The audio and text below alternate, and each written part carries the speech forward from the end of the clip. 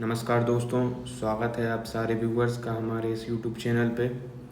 हम मई 2025 की vision IAS की जो मंथली करंट अफेयर मैगज़ीन है उसका 2025 में जो मई महीना है उसका news in short science and tech को कवर करने जा रहे हैं। तो आइए सीधे हम टॉपिक में जाने से पहले एक बार आपको बता दें कि इस वीडियो के द्वारा आपको किन एग्ज़ाम में हेल्प मिलेगी। इस लेक्चर के द्वारा आपको यूपीएससी, बीपीएससी एवं यूपीपीएससी जैसे एग्ज़ाम में करंट अफेयर एवं मेंस परीक्षा में भी हेल्प मिलेगी। तो आइए वीडियो को शुरू करते हैं। पीएसएलवी का जो 101वां मिशन था वह तकनीकी खराबी के कारण फेल हो गया। इसरो का पीएसएलवी जो C61 EOS-09 मिशन है, पीएसएलवी रॉकेट के तीसरे चरण में तकनीकी खराबी के कारण विफल हो गया। यह पीएसएलवी का 63वां मिशन था। अपनी प्रथम उड़ान से लेकर अब तक पीएसएलवी केवल 2 बार विफल हुआ है।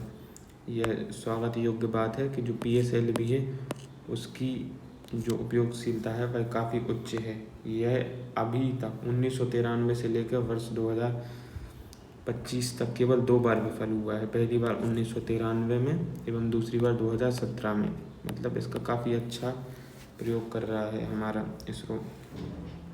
पीएसएलवी C69 EOS-09 मिशन के बारे में जानते हैं। यह क्या था? पीएसएलवी C61 का जो उद्देश्य है अर्थ ऑब्जर्वेशन सिस्टम EOS-09 यानी अर्थ ऑब्जर्वेशन सैटेलाइट 09 को सूर्य तुल्यकालिक ध्रुवीय कक्षा सन सिंक्रोनस पोलर ऑर्बिट में स्थापित करना था। इसे हमारे श्रीहरिकोटा स्थित सतीश धवन अंतरिक्ष केंद्र के पहले लॉन्च पैड से प्रक्षेपित किया गया था। EOS-09 पृथ्वी का पर्यवेक्षण करने वाला अत्याधुनिक सैटेलाइट है। यह सी बैंड सिंथेटिक अपर्चर रेडियर तकनीकी से युक्त है। उद्देश्य इसका क्या है? अलग अलग क्षेत्रकों में उपयोग के लिए निरंतर और विश्वसनीय रिमोट सेंसिंग का डेटा प्रदान करना है। रिमोट सेंसिंग आधारित डेटा। यह सैटेलाइट किसी भी मौसम में दिन या रात में पृथ्वी की सतह की हाई रेजोल्यूशन वाली तस्वीर लेने में सक्षम है। पीएसएलवी के बारे में जानते हैं क्या है? यह इसरो द्वारा विकसित भारत का 3rd जनरेशन प्रक्षेपण यान है। यह जो है 4 चरणों वाला इंजन है। जैसे किसी रॉकेट के जो चरण होते हैं तो ये हो गया पहला चरण, दूसरा चरण, तीसरा चरण, चौथा चरण। पहला, दूसरा, तीसरा, चौथा। तो यह जो है पीएसएलवी हमारा 4 चरणों वाला रॉकेट है। साथ ही यह भारत का पहला प्रक्षेपण यान भी है जिसमें तरल ईंधन चरण शामिल है। मतलब यह पहला प्रक्षेपण यान है रॉकेट जिसमें हम लिक्विड फ्यूल को यूज़ कर पाए, तरल ईंधन चरण को। इसका पहला सफल प्रक्षेपण हुआ 1994 में अक्टूबर में। तब से लगातार सफलता के साथ इसरो का वर्कहाउस कहा जाने लगा। यह पृथ्वी की निम्न कक्षा लो अर्थ ऑर्बिट, जियो सिंक्रोनस ऑर्बिट और जियो स्टेशनरी ऑर्बिट यानी कि भूस्थिर कक्षा में उपग्रहों को प्रक्षेपित करने में सक्षम है। इससे चंद्रयान-1 2008 एवं मंगलयान 2013 जैसे प्रमुख मिशनों को भी सफलतापूर्वक प्रक्षेपित किया गया था। तो ये हमारा पहला टॉपिक है जिसको हमने कवर करा। दूसरा टॉपिक को देखते हैं। विश्व स्वास्थ्य सभा ने औपचारिक रूप से दुनिया का पहला महामारी समझौता अपनाया। इसके बारे में हम पहले एक चीज़ समझते हैं कि इसका बैकग्राउंड, कि इस प्रकार के समझौते अपनाने की ज़रूरत क्यों पड़ी। दोस्तों, आप सभी जानते हैं वर्ष 2020 में कोरोना वैश्विक महामारी हुई। हमारे समक्ष उस समय कोई ऐसा वैश्विक समझौता नहीं था जिसके द्वारा हम वैश्विक स्तर पर कोऑर्डिनेशन को, सामंजस्य को बैठा पाते और उस पेंडेमिक को अच्छी तरीके से निपट सकते थे। तो उसी के अभाव की वजह से विश्व स्वास्थ्य सभा ने यह महसूस किया कि इस तरीके का कोई एक समझौता होना चाहिए जो निकट भविष्य में अगर ऐसी कोई आपदा आती है तो उससे निपटने में सक्षम हो। तो इसलिए इस प्रकार का समझौता औपचारिक रूप से अपनाया गया। अब इसको देखते हैं कंटेंट क्या है।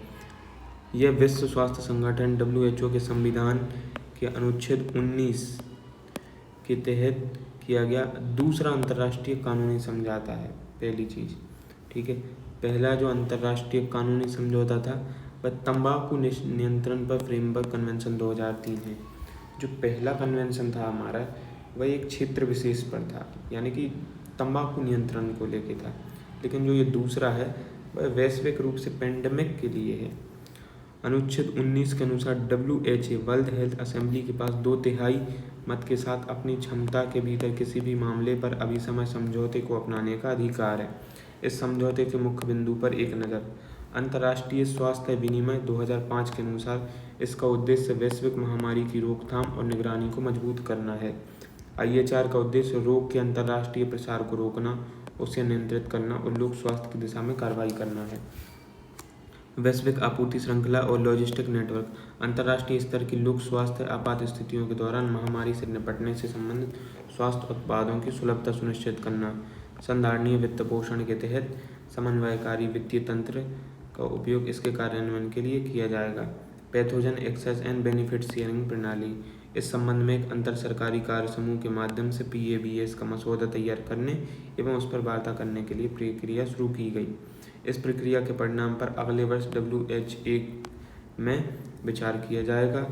PABS का कार्य महामारी की स्थिति उत्पन्न करने वाले संभावित रोगजनकों से जुड़े नमूनों और अनुक्रम जानकारी को तेजी एवं समय पर साझा करना है। PABS में भाग लेने वाले दवा निर्माता WHO को अपने टीकों, उपचार और डायग्नोस्टिक किट के उत्पादन के 20% तक तुरंत पहुंच उपलब्ध करवाएंगे। परिवर्तन, एक बार जब PABS को अपना लिया जाएगा तो यह समझौता देशों के समक्ष हस्ताक्षर और अनुसमर्थन के लिए प्रस्तुत किया जाएगा। यह समझौता 60 देशों द्वारा अनुसमर्थन के बाद लागू हो जाएगा।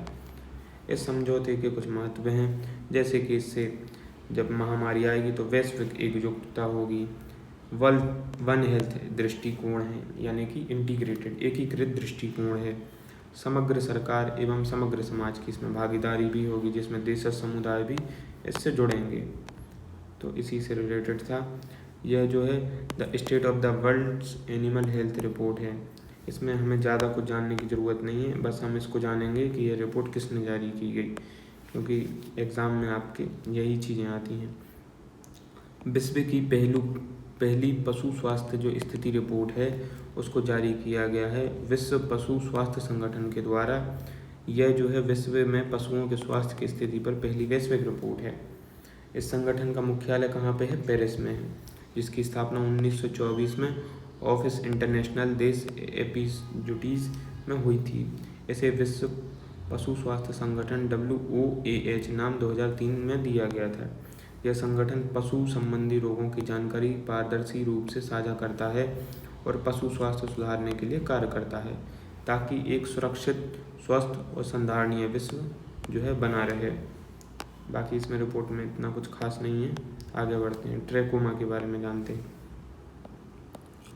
WHO ने जो है भारत को ट्रैकोमा को लोक स्वास्थ्य समस्या के रूप में समाप्त करने के लिए प्रमाण पत्र प्रदान किया है। सीधा सा मतलब है, ट्रैकोमा एक रोग है जो भारत में पहले व्याप्त था, किंतु भारत के स्वास्थ्य प्रयासों के माध्यम से WHO ने इसको यह सर्टिफाइड किया कि भारत से ट्रैकोमा का उन्मूलन हो गया है। इसी का यह सर्टिफिकेट है। दक्षिण पूर्व एशियाई क्षेत्र में भारत तीसरा देश बन गया है जिसने ट्रैकोमा का उन्मूलन किया है। अन्य 2 देश कौन से हैं? नेपाल एवं म्यांमार। अगर पेपर में आपसे पूछेगा तो इसी तरीके से पूछ सकता है कि भारत पहला देश था दक्षिण पूर्व एशिया में या तीसरा था। ठीक है, ट्रैकोमा के बारे में थोड़ा सा हम जानते हैं। यह जो है क्लेमाइडिया ट्रैकोमैटिस नामक बैक्टीरिया से होने वाला नेत्र रोग है। पहली चीज़ तो ये किस अंग को प्रभावित करता है? नेत्र को। दूसरा चीज़ ये किसके द्वारा होता है? तो बैक्टीरिया के द्वारा। इसे WHO ने उपेक्षित उष्णकटिबंधीय रोग की सूची में शामिल किया हुआ है। मतलब जो है उष्णकटिबंधीय क्षेत्र में कुछ ऐसे रोग हैं जो नेग्लेक्टेड प्रकार के हैं, जिन पर WHO का ध्यान उतना नहीं गया है, तो इसलिए इसने उसको उपेक्षित उष्णकटिबंधीय रोग की सूची में शामिल किया गया है। प्रभाव क्या है? यह आजीवन दृष्टिहीनता का कारण बन सकता है, जिसके माध्यम से जो पीड़ित है वह जिंदगी भर के लिए दृष्टिबाधित हो जाता है। बार बार संक्रमण होने पर जो पलकें हैं अंदर की ओर मुड़ जाती हैं, जिससे पलकों की बरौनियाँ आँख की सतह को रगड़ती हैं। यह स्थायी रूप से कॉर्नियल क्षति का कारण बन सकता है। संक्रमण का माध्यम क्या है? यह संक्रमण जो है यह रोग संक्रमित व्यक्ति के संपर्क में आने से या मक्खियों के संपर्क में आने से फैलता है। भारत की पहलें जिसकी वजह से यह समाप्त हुआ। भारत ने 1976 में ट्रैकोमा नियंत्रण कार्यक्रम को राष्ट्रीय दृष्टिहीनता और दृष्टि क्षति नियंत्रण कार्यक्रम के तहत एकीकृत किया गया था। तो यह अच्छा टॉपिक है। अगला देखते हैं, लिक्विड कार्बन, तरल कार्बन। वैज्ञानिकों ने जो है पहली बार इन सीटू एक्सरे विवर्तन का उपयोग करके तरल कार्बन की संरचना का अध्ययन किया है।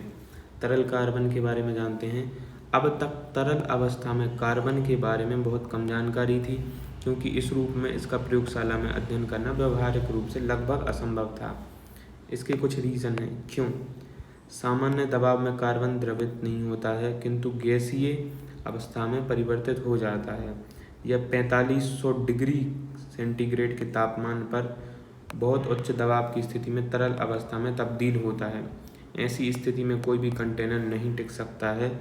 उदाहरण के लिए इसे ग्रहों के आंतरिक भाग में पाया जा सकता है। यह परमाणु संलयन जैसी भविष्य की प्रौद्योगिकियों में महत्वपूर्ण भूमिका निभा सकता है। तो ये जो था लिक्विड कार्बन के अनुप्रयोग जो हैं, जिसके माध्यम से अब हम परमाणु संलयन जैसी भविष्य की प्रौद्योगिकियों में अपनी भूमिका को निभा सकते हैं। तो साइंस इन टेक में जो हमारे हैं न्यूज़ इन शॉर्ट्स में आज के लिए इतना ही है। इसको हमने कवर किया है। लॉन्ग वीडियो में हम जो है न्यूज़ इन लॉन्ग को भी कवर करेंगे। अगर आपको हमारा जो है ये टॉपिक अच्छा लगा हो तो लाइक करें, सब्सक्राइब करें एंड शेयर भी करें। बहुत बहुत धन्यवाद। बने रहिए।